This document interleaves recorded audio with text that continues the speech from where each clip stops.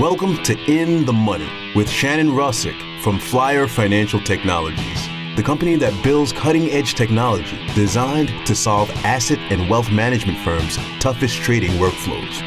In this podcast, we help advisors and asset managers understand how technology is transforming the wealth tech sector. We'll cover how to leverage technology for faster, smarter investment decisions, megatrends, and more. Shannon draws from years of experience in the industry, along with guest experts, to explore the biggest challenges and opportunities in the wealth tech game. Now, on to the show. Welcome to In the Money. I'm your host, Shannon Rosic. I'm fortunate enough to be joined today by the incomparable Gina Sanchez, CEO of Chantico Global, regular contributor on CNBC, and Chief Market Strategist for Lido Advisors. In this episode, we're tackling what it takes to have a dynamic and successful approach to asset allocation and portfolio management. It goes way beyond just stock picking. So let's jump in. Gina, thank you so much for joining me today. Thank you, Shannon. I'm excited to be here. And these are certainly interesting times to be talking about the markets. Absolutely. But I have to say, first off, you really have an incredible resume. Educated at Harvard and Stanford, you're deeply involved in financial engineering program at UCLA's Graduate Business School. You spent over a decade as the Chief Market Strategist at Lido Advisors, all while managing Chantico Global and your risk analytics company. And obviously, you're a contributor on CNBC. Wow. So I'm going to start with the hardest question first. Tell me about your background and why you ultimately do what you do today. I obviously started my career in the financial services, going straight to JP Morgan. And I think, one of the reasons that I started there was because, when I went to Harvard, I was coming from South Texas. I was taking on quite a bit of student debt. And, I was most concerned about how I was going to pay that all back. And, when I looked around and I looked at sort of what interested me, and what interested me tended to be actually development economics. So what makes economies develop?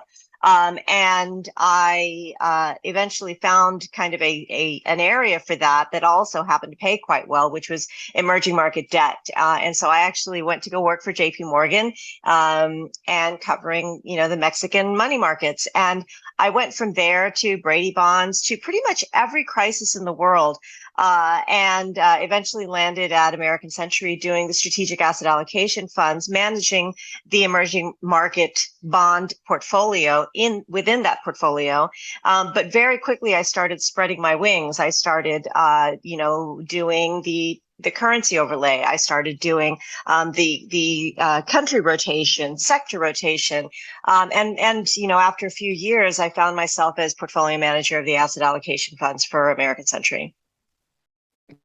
And growing up, was there always an interest in finance in your life? Most kids are interested in ponies or being an astronaut, but you had a very specific path. Was there anything that kind of triggered that growing up, that interest? I wouldn't say that it was linked to my youth, but not in the way that you might think. I grew up in a fairly kind of modest home in South Texas, and the area itself was actually quite poor relative to the rest of the world. So to be fair, I didn't really know that I was poor. I just thought everybody was like this. And for us, budgeting and, sort of keeping the household balance sheet was first and foremost because it was part of survival. So, every single decision to go out to eat, entailed a mathematics juncture of ensuring that we could pay for it. And so, I think I was just always budget oriented as a result. In school, I excelled in math. I excelled in accounting, and, those talents lent themselves certainly to financial analytics. And then, it kind of paved my path. And so, but a lot of it really kind of stemmed from just making sure that we could make it to the end of the month on my mom's paycheck as a teacher. Well, that's an amazing story. And it's obviously served you well because you wear multiple hats now. And so I have to ask, how do you prioritize each day as a CEO, a chief market strategist, a CNBC contributor, board member? Honestly, you're really an inspiration in an industry that still needs more women in the C-suite at the end of the day. Well, it's interesting. I think one of the reasons that I, take on these challenges is partially because I do believe it's important to, sort of keep that door open for other people behind me, for other women behind me, and other minorities behind me. And so, to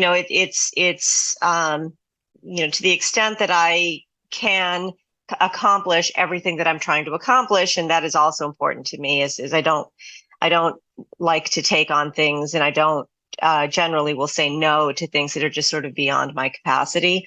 But, I do have maybe a bigger capacity than most. And part of that, I think, comes from kind of a lot of time management for sure.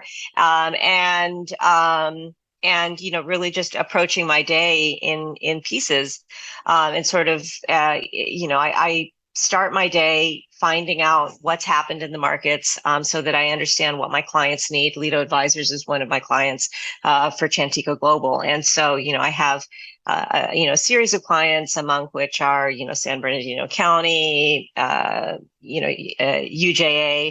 United Jewish Association, UJA Federation of New York, Crohn's and Colitis Foundation. And so we will, as a team, well, as a person, as individually, I'll sit down and go through the markets each morning, and ensure that I know what's happening so that I can have conversations with my clients about, where the risks are forming in the markets and what's driving the markets. And it's really important that that element of what drives markets is really what kind of gets me up every morning. Every single one of my clients and everything that I do connects to that. And the first question that I'm trying to answer is, what is the market environment, and is that market environment shifting? And do you need to make a move, or is the market environment pretty much the same? A lot of people want to have, to take action. We're natural. A lot of type A's come to this industry. And so there's this need to constantly do something. And sometimes that's not what you need to do. Sometimes what you need to do is you need to write it out, and ensure that the information hasn't changed. And as long as the information hasn't changed, you keep your trades on. And so part of what I do is help, I like to joke that what I do as a business is investment therapy.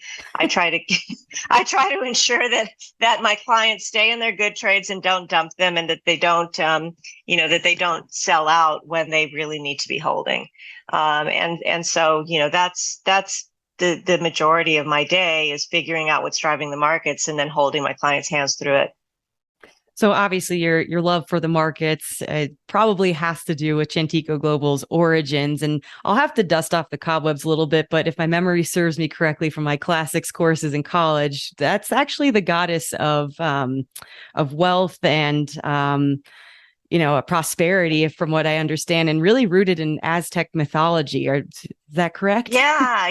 Chantico, I tell you, naming your company might be the hardest thing any entrepreneur has to do, by the way. It is just fraught with all sorts of messaging.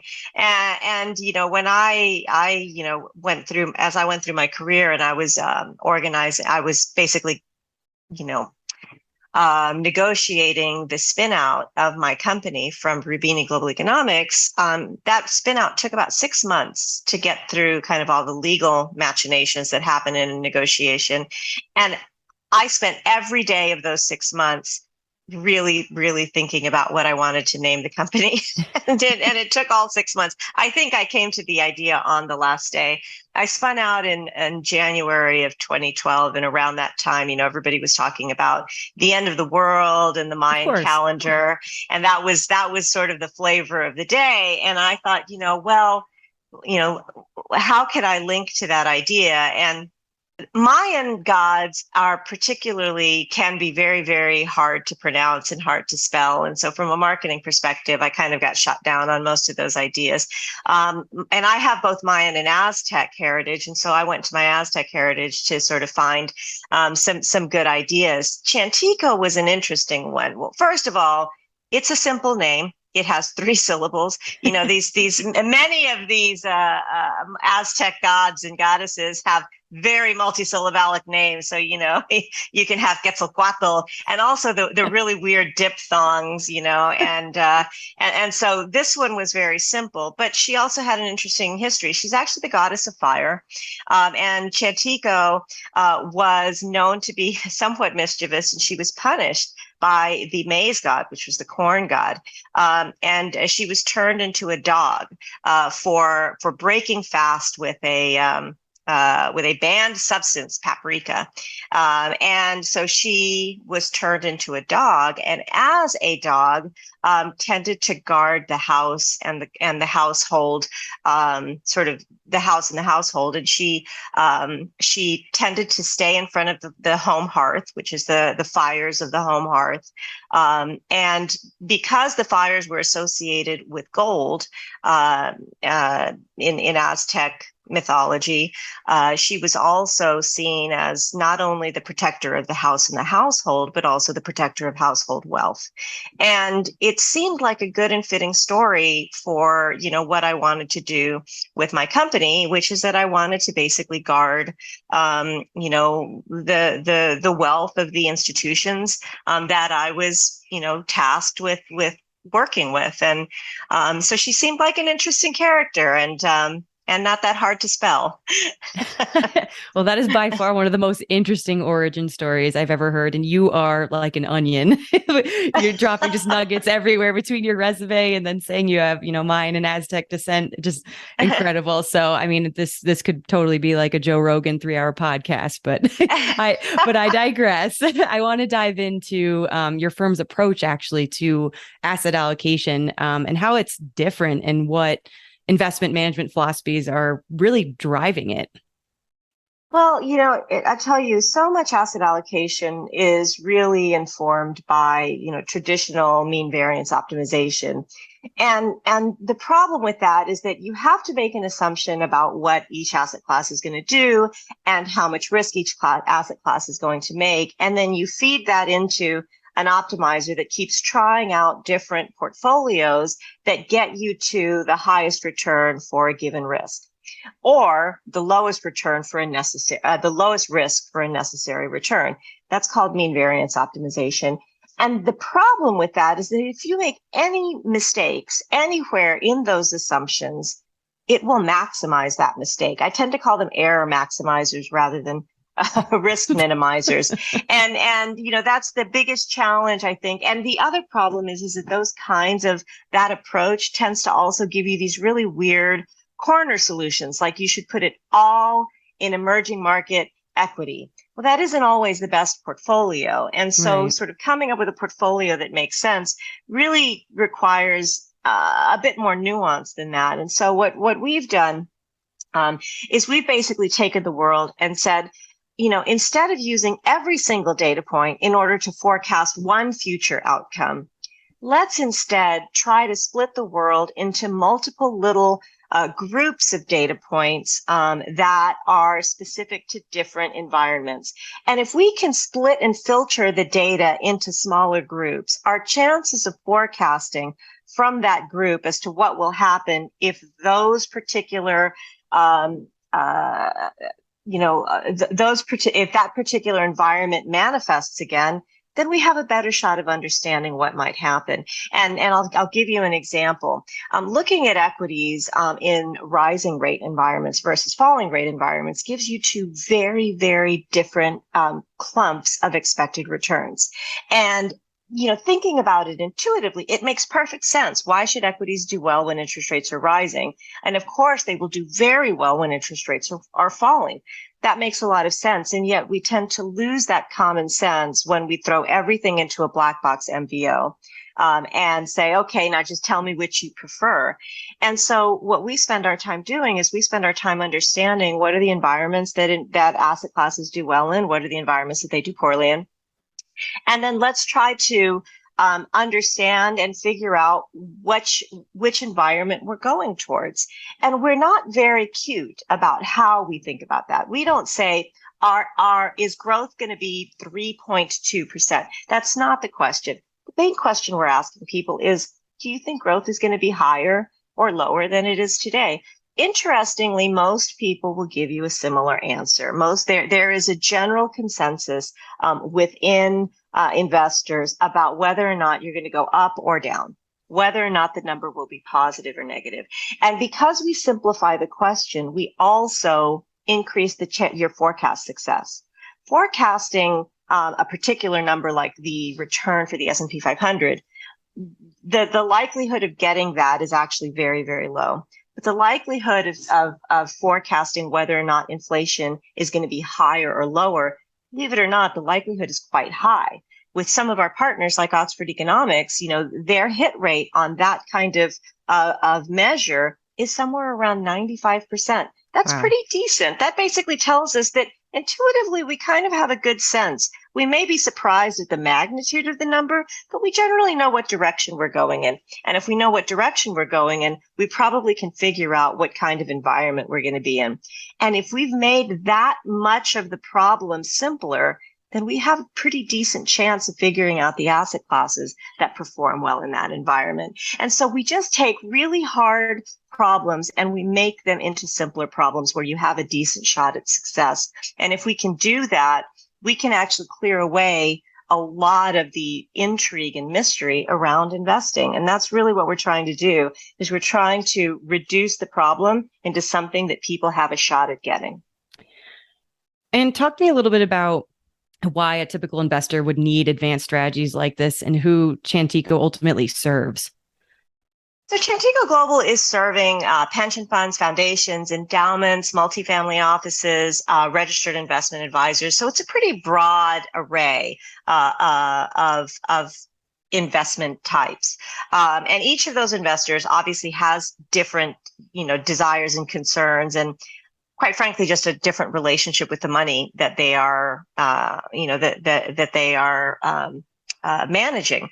And so, as we are all stewards of our capital, and what kind of guides that stewardship is usually what our goals are. So, you think about a pension fund or a foundation, those may have two very, very different guidelines as to what they're trying to accomplish with their money. A pension fund is really, tasked with paying the promised pension benefits that they have made.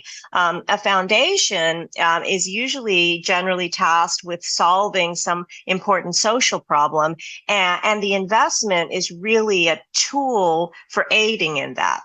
And so, how you approach each of those can be quite different. But at the end of the day, once we can understand what the target is, we can generally lay the world out into the states of the world where the portfolio you've designed will do well and the portfolio that you've designed will do poorly.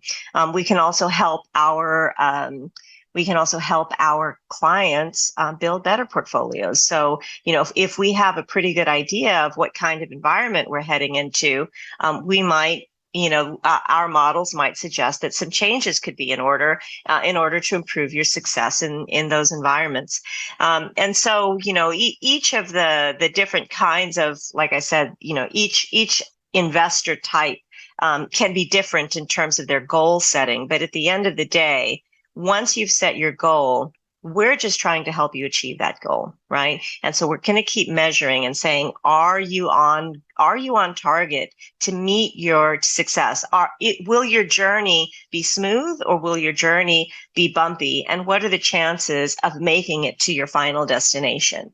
Right. And we think about all of this in terms of an investment journey. And so, all those environments I described, that's an investment map. We basically lay out an investment map that says, here's all the different options you have in order to, that are likely to occur on your journey. Let's talk about, what your plans are in each of those environments so that you can get there. And as you may know, Flyer actually also works with Lido Advisors. So shout out to them. And you've spent years as their chief market strategist. So tell us a little bit about your work for Lido and how you think about market strategy for them. Absolutely. Lido advisors, like many registered advisors, are really, they serve many different kinds of clients. And so they have to create literally a portfolio for different risk tolerances, for different goals, for different outcomes. And so that's the challenge that Lido and any RIA has. is determining how best to build all weather portfolios and multiple portfolios that will perform.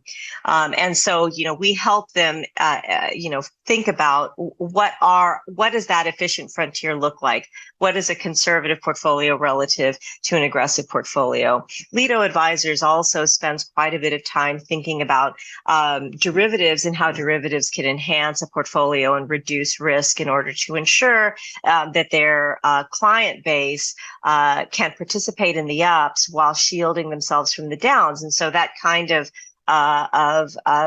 insurance type strategy can make an enormous difference, in terms of making your goal and getting to your destination. And so, what I spend a lot of time doing with Lido Advisors is just helping them understand the market environment, communicating to clients where we are and where we might be going. What are the key pieces of information that they should be paying attention to, as opposed to all the information that comes at them every single day. So really, again, it's about reducing the enormity of the information that's out there into key pieces of information, and putting out a perspective as to what we believe is going to happen as a firm and how we've positioned the portfolio in order to meet those needs. And asset allocation can obviously be very personal to each client, based on their goals, where they are in their financial journey. Do you have concerns over scalability? I've been hearing this topic a whole lot, especially this year at events and conferences, about how firms can manage portfolios at scale. And are you leveraging certain technology to achieve this? Do you have concerns over it? How are you considering this right now? Well, obviously, technology is the backbone of scale, but even before that, it really comes down to process. So you have to build a process that lends itself to technology. Otherwise, as a business, as an advisory business, you won't scale. And so, the notion, for example, of creating individualized portfolios one at a time, that is inherently unscalable. Right? So you have to think about, how do I create a process that will ensure that I can recognize what my clients' goals are and what their limitations are, and be able to categorize those limitations into broader buckets, so that I can at least start with a portfolio that's in the ballpark, and then take some customization from there. And so, there are many different firms kind of approach that in different ways. How you build the portfolio, and then once you've built the portfolio, how you effectively manage that portfolio and trade that portfolio. All of those elements require technology, because the world has become quite complex, and so without technology, for example, to build a portfolio, without technology to keep track of your approved lists, without technology to ensure that your compliance is in order and working smoothly, and then you need additional technology to ensure that you are able to sort of trade your clients' portfolios or make changes to your portfolios in ways that are fair to all of your clients, and not favoring one client over another. All of these are requirements that are out there in the marketplace, and that, quite frankly, need a technological solution. We've gotten well beyond what can be done in Excel spreadsheets. And, as the market continues to mature, and as the wealth market continues to mature and continues to get more and more it's building in its complexity, because, quite frankly, investors are demanding that complexity. It's not just a simple world where you can just throw in a few mutual funds and call it a day and play golf, right? You're asking your clients to pay you, and they're wanting a bigger and better service for that. And the only way to do that is going to be with technology, and with the right staff. But I would say that it starts that world, even being able to utilize technology and all the different solutions that are out there, like Flyer. You need to have a process that lends itself to scaling. Absolutely. So I want to shift gears a little bit and talk about your longstanding role as a contributor on CNBC. I absolutely love the segment Three Buys and a Bail on the exchange on CNBC. And I come from a media world as well, and used to being on camera and interviewing folks all over the world in financial services. So a lot of respect for what you do and getting up there and talking about this on a regular basis. And, what is your approach to preparing for these? Is it, like you said, waking up every day and it's all driven by market trends? Is it interest in particular segments? Talk us through that. Well, I think for that particular, and I love that segment, by the way. This has been my favorite. And I've done a few shows over the years. I've done Talking Numbers, Trading Nation. Three Buys and a Bail has definitely been my favorite. And part of the reason is because it allows me to explore themes rather than just stock stories. It's easy, I think, to just kind of dive into a stock story or an earnings story and say, here's what happened in the earnings. But what I'm trying to do is take a step back and put these stocks into some kind of thematic picture, so that viewers can start to understand, well, what tends to perform well in a rising rate environment, and what are the elements that you're looking for? Are you looking for just a good valuation? Are you looking for a strong margin expansion? Are you looking for dividend growth, right? And what stocks tend to provide those elements? Or what happens when you go into a recession? How do you recession-proof your portfolios? And what are the elements of defensiveness that you are looking for? What happens when you have high oil prices and inflation, right? All of these questions are sort of questions that we can understand as individuals. Prices are going up everywhere. If I'm going to make an investment in the market, can I make an investment that benefits from the fact that prices are rising? Right? And should I stay away from certain companies where they're very exposed to certain prices rising? And so, that whole story is really, how do I buy into the themes that are really the most important themes of the day? So for me, it's a thematic piece. It's always been a thematic piece. And it is about sort of explaining to investors and educating investors what are the elements of stocks, and how do you break down stocks into different components and evaluate them for a different theme, and for a given theme. And so that's really what I'm trying to accomplish on the show.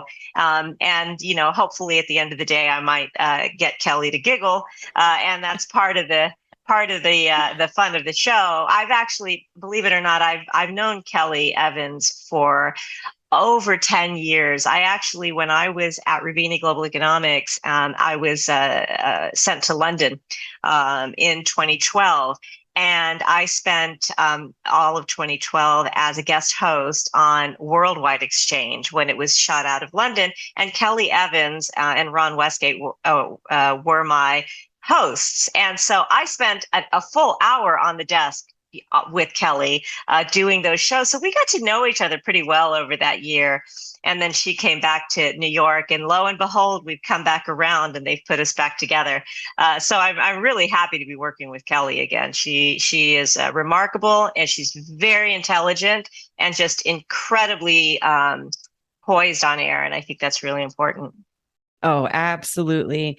So I want to go back. You mentioned how you kind of center this around themes. So obviously big themes today, recession with inflation. This feels like new territory a little bit. Any econ class would tell you in a recession, you'd usually expect a fall in the inflation rate due to lower demand and lower economic activity.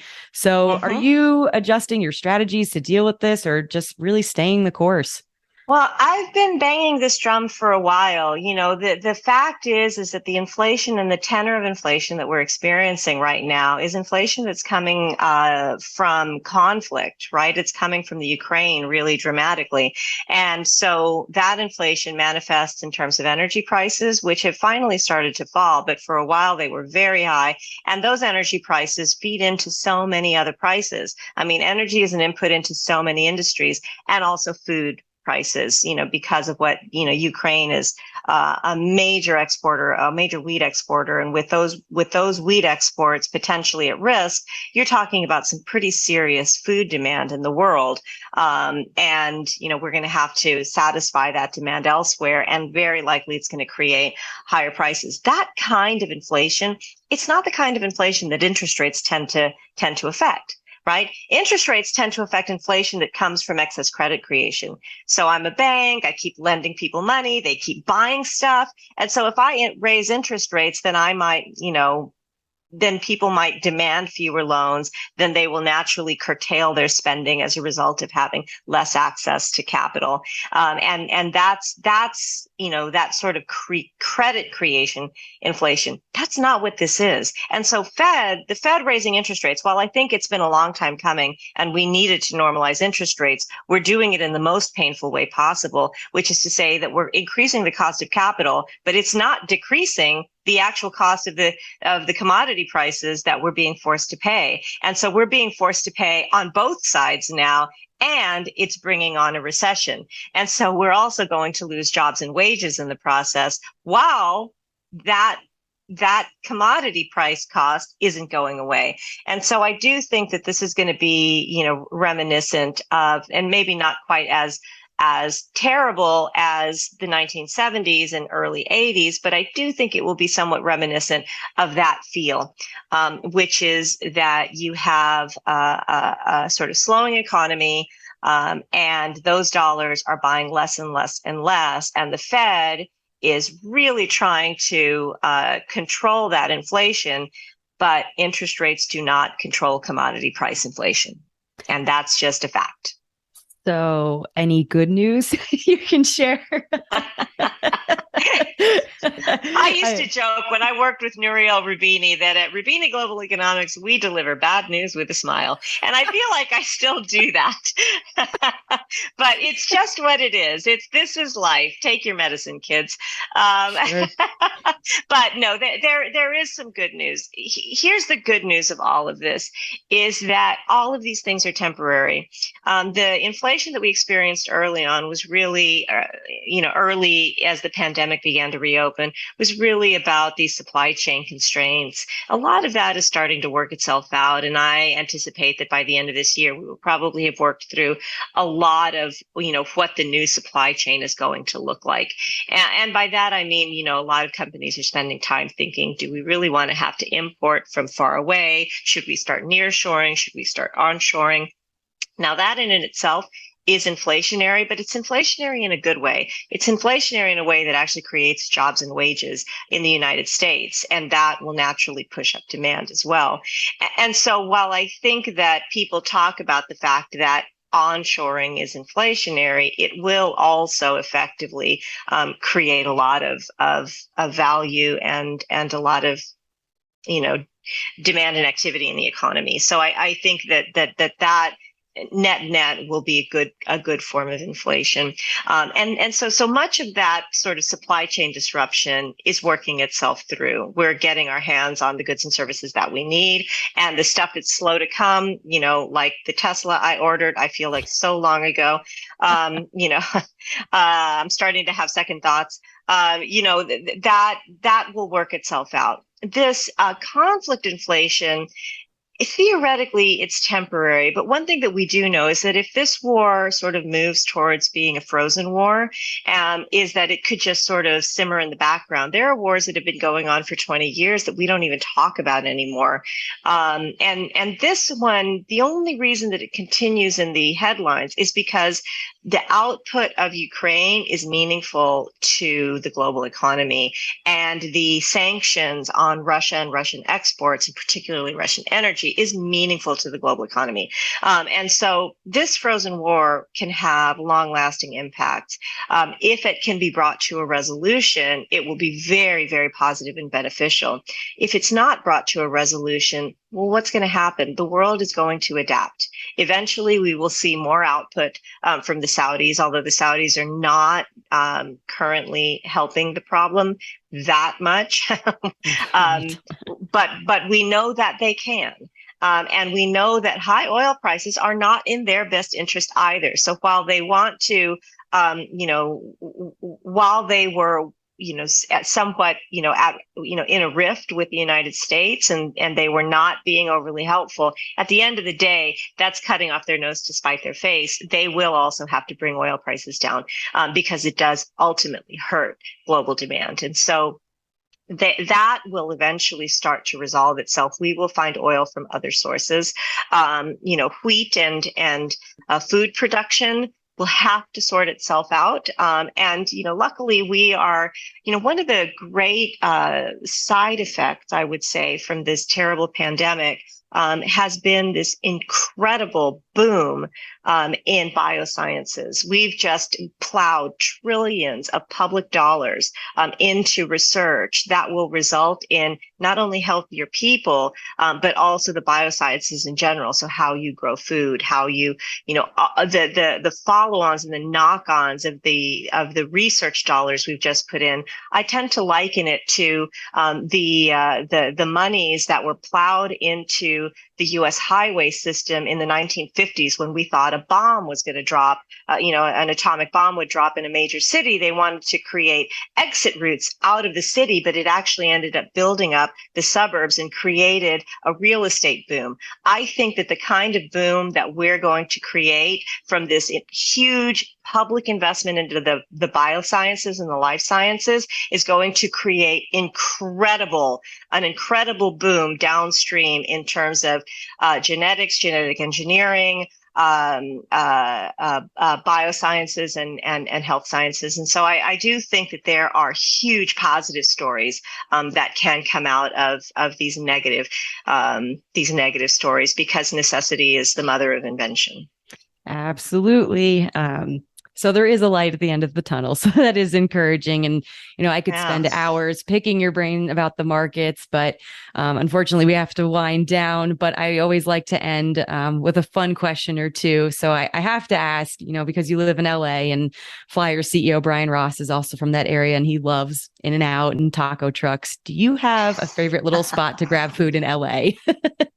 Oh, well, I have tons of favorite spots to grab food in LA.